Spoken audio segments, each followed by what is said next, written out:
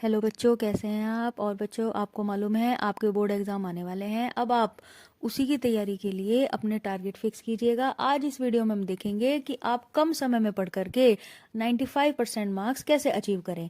इसके लिए सबसे पहले आप वीडियो को लाइक और शेयर कर दीजिएगा और चैनल को सब्सक्राइब कर दीजिएगा।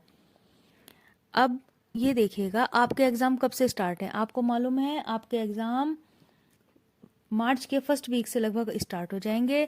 आपके पास दिसंबर, जनवरी और फरवरी केवल 3 महीने का समय बचा हुआ है। इन 3 मंथ्स में आपको अपने सबसे जरूरी जो काम होता है टाइम मैनेजमेंट, क्योंकि जो बच्चा टाइम मैनेजमेंट को जानता है वो बच्चा तैयारी को सबसे अच्छे से कर पाता है। क्योंकि अगर आपने अपना टाइम को ही वेस्ट करना या शुरू कर दिया, या आपको यही नहीं मालूम है कि टाइम को कहाँ से बचाना है, कैसे करना है, तो आप अपनी पढ़ाई बिल्कुल नहीं कर पाओगे। तो सबसे पहले आप ये जानिए कि आपके पास दिसंबर, जनवरी, फरवरी केवल 3 मंथ्स का समय है। लेकिन उसमें से भी आप फरवरी को भी साइड में रखिएगा, अपने माइंड में रखिएगा कि आपको दिसंबर और जनवरी इन 2 महीनों में बहुत लग करके मेहनत करनी है। और इन 2 महीनों को बहुत अच्छे से यूज करके, इसके टाइम को यूज करके आपको अच्छे से पढ़ाई करनी है। तो आप जानते हैं दिसंबर और जनवरी में आप सबसे पहले अपने सिलेबस को 2 कैटेगरी में डिवाइड कीजिए।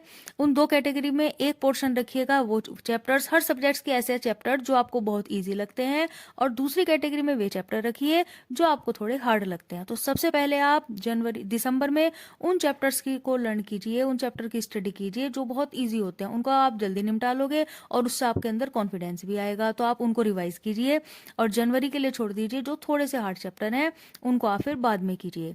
साथ साथ अब दिसंबर और जनवरी में एक काम और करना है आपको शेड्यूल ऐसा बनाना है कि आधे समय में आप उनको, जो आपका सिलेबस है उसे रिवाइज करते रहिएगा, और आधे समय में आपको मालूम है सिलेबस तो क्योंकि आप लगभग सभी बच्चे अब तक कंप्लीट ही कर चुके होंगे, केवल रिवीजन करना है आपको। तो आपको जो आपके प्रीवियस ईयर पेपर्स हैं, सबसे पहले आपको वो प्रीवियस ईयर पेपर खरीदने हैं, वो लेने हैं। वो प्रीवियस ईयर पेपर आपको नेट पर से भी अवेलेबल हो जाएंगे आपको, और अदरवाइज आपको आप बुक्स वगैरह और सैम्पल पेपर्स हैं वो भी ले सकते हैं। क्योंकि जब तक आप प्रीवियस ईयर पेपर्स नहीं देखोगे, सीबीएसई के सैम्पल पेपर नहीं देखोगे, तो आप कैसे पता लगा पाओगे कि पेपर कैसे होता है। क्योंकि उसी से आपको अंदाजा होगा कि सीबीएसई जो बोर्ड होता है वो आपको कैसे कैसे क्वेश्चंस आपको एग्जाम में मिलेंगे। तो आपको वो प्रीवियस ईयर पेपर करने हैं, उसके लिए आपको अपना टाइम फिक्स करना है। आपको जैसे मालूम है पेपर में 3 घंटे का टाइम मिलता है, लेकिन आप टाइमर लगा करके उसको 2:30, 2 घंटे 30 मिनट में कीजिए, या फिर आप उसको 2:45 में कर लीजिए, 2 आवर 45 मिनट्स में। तो आप उस तरह से टारगेट लगा के उसको कंप्लीट कीजिएगा। फिर आप ये देखना, जो आपको नेट पर भी मिल जाएंगे, सैम्पल पेपर्स में मिल जाते हैं, आपको टॉपर्स आंसर शीट मिलती हैं, उनमें से आप देखिएगा वो आंसर लिखने का मेथड क्या होता है। क्योंकि सबसे ज़रूरी बात होती है आंसर राइटिंग क्या है। क्योंकि अगर आपको मालूम बहुत कुछ है, आप एक ही क्वेश्चन लेके बैठे रहोगे, उसमें आप सारा मैटर लिख दोगे, आप टाइम ही नहीं बचेगा आपके पास और क्वेश्चन लिखने का। तो आप टॉपर्स आंसर शीट देखिएगा, उसमें उन्होंने आंसर किस ढंग से उस क्वेश्चन के आंसर दिए हैं। तो एक ये बात ध्यान रखनी है।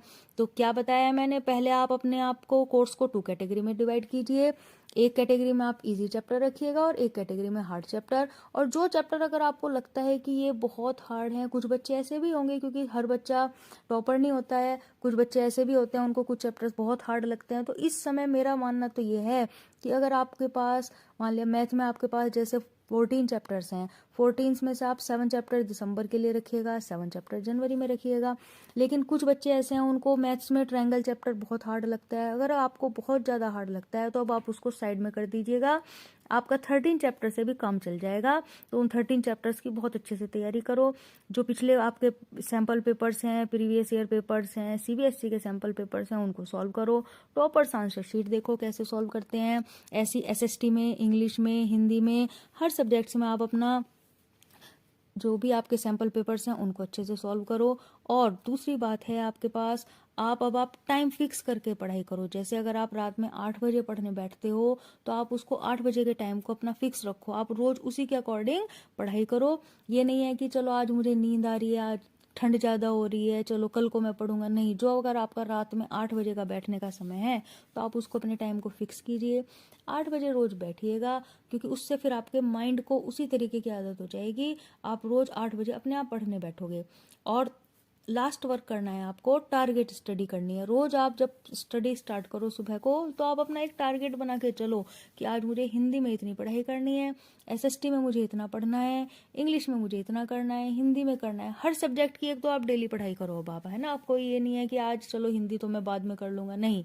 रोज हर सब्जेक्ट को रोज पढ़ो, और सुबह आप अपना टारगेट फिक्स करो कि आज ये मुझे निपटाना है तो करना है। तो रात में जब आप उसको देखो कि ये टारगेट मेरा कंप्लीट हुआ है या नहीं हुआ है, और अगर कोई टारगेट आपका, कोई सब्जेक्ट का थोड़ा बहुत कुछ काम रह जाता है तो उसको कंप्लीट करके ही सो। लेकिन अगर बाय चांस कुछ छूट जाए तो अगले दिन आप उसके लिए ज़्यादा समय दे दीजिए।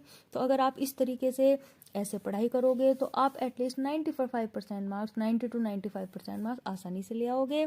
तो बच्चों, इसी तरीके से आप तैयारी कीजिए आपको बोर्ड एग्जाम के लिए। Best of luck. वीडियो को लाइक और सब्सक्राइब कीजिए। Good bye, best of luck.